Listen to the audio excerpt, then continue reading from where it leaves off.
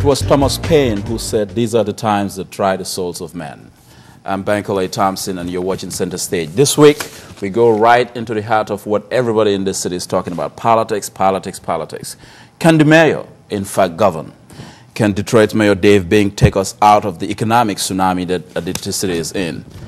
We'll have a roundtable with some of the top political reporters in this city to dissect this administration and the state of this city. A city in crisis is Detroit moving forward. But first, there is a man who is trying to take away the seat from Mayor Dave Bing. Tom Barrow, his opposition, who is running for election in November.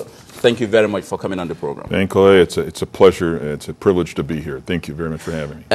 Why should, in May, Mayor Bing was elected, why should voters move away from him and go in for you? I think, Bankole, that people are sensing all over this town that our city's in a crisis.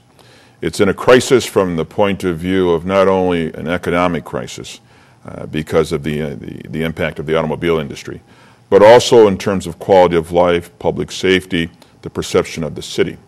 I think there is a vast difference between the style and the understanding of finance that I have, having an undergraduate in accounting and MBA in finance and having been involved in public accounting in the past and so on, and versus somebody who has not and does not have that background.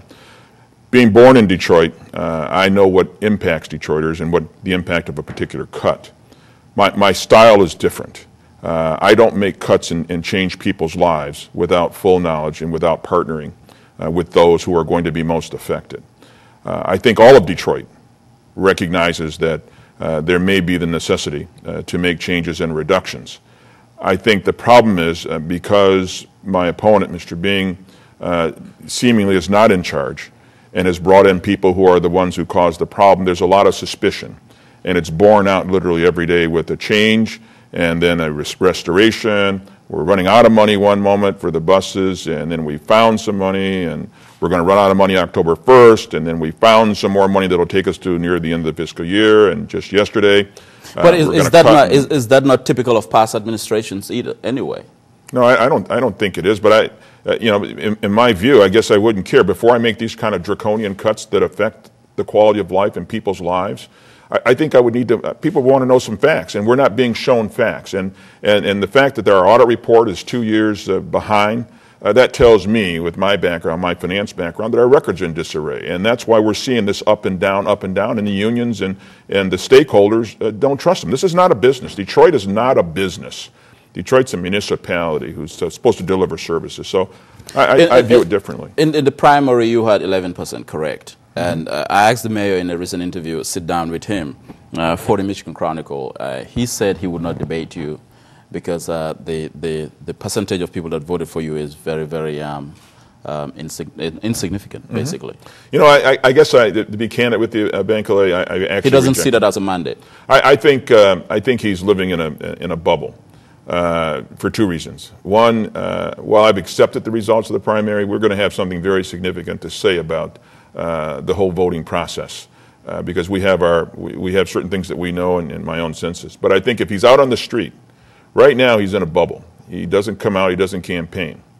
I run in the bars, I rode the buses, I rode the Grand River bus last night, and the Woodward bus line at 11 o'clock at night, it's packed with people. I go on people's porches, I run into picnics, I run into bars and nightclubs. There's a difference between a mayor who is out there amongst people and a mayor who sits back and rules. Detroit doesn't want that kind of a mayor. Our mayor needs to be out front and be amongst the people. Let me ask you this, and I hear what you're saying, but there is a school of thought out there that says, well, we've dealt with people, who have been part of the political system for a very long time. And Tom Barrow is a byproduct of that system. He's run for political elections in the past before. Why must people take your candidates serious? Oh, my. I think that the people that we need to be questioning, I think, is the Charlie Beckhams, who's been around 20-plus years, who is the source of the problem, who's now making big money off the city while he's cutting everybody else. Norman White, who's also making big money. I think when you look over in the police department, quite frankly, I have some difficult times with Warren Evans. Tom Barrow has never been let me probe that. What's your problem with Warren Evans? Well, I think that he's a politician, police chief. I think you had a good police chief, raised morale, who stimulated the troops, who was out there amongst the people, and I think the police officers view him substantially differently. But he's really not the reason. The police department doesn't accept Warren Evans' leadership? I think the police department are they're soldiers. They're going to accept whatever their leadership is, but that doesn't mean that they feel the same way about him as they felt about, for example, James Barron. I sat for some time with former Chief Barron, and I can see why they liked him. But my point is that when they start talking about people who've been around for a while, Tom Barrow wasn't in office. Quite candidly, had I been in office, it would have been substantially different. My problem is that Detroit needs a new vision. It needs new energy, it needs new ideas, and a new perspective. And you can't do that with old blood. So I would fire Charlie Beckham in a heartbeat. I would fire Norman White and a number of others. Now, the mayor has been in this tug of war with the unions, and those very unions, in fact, have endorsed you. Yes. Including ASME, which is a very influential union group here. But the question is, if you were in the mayor's position, would you have make those tough decisions? Oh, I think absolutely. The difference is in style.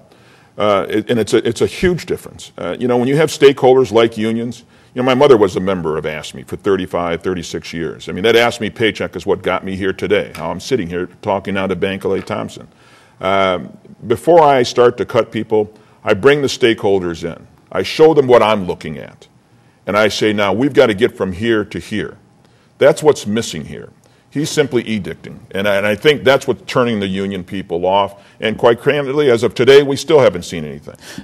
Should you become the mayor, what responsibility do you think Labor has to accept in dealing with the city's financial crisis? I think we bring them in. I think we partner with them. I don't think we're inconsistent. But what responsibility do they accept, though? I don't understand what you mean by what responsibility. What concessions would you have them make?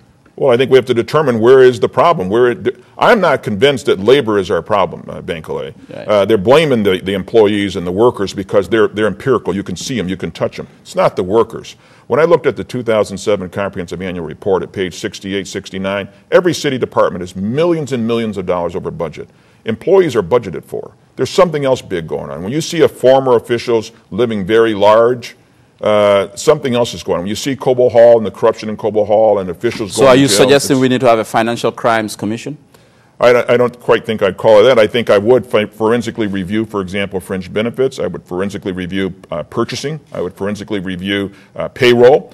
There's a number of departments that I would look into very closely because I think there's a lot of very bad things going on that have been covered up for years and years and years, and that until we get somebody who grasps the technical aspect, that can ask intelligent questions and follow-up questions, we're never going to pull ourselves out of this morass. Well, thank you very much, Tom Barrow. That's Tom Barrow, candidate for mayor, making the case for the November election. We've, of course, invited the mayor, Dave Bing, to be on this program as well. When we come back, we'll talk to our top reporters in the city.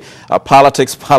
Is the city, in fact, in crisis? Can Detroit move forward? We'll be right back on WADL TV 38.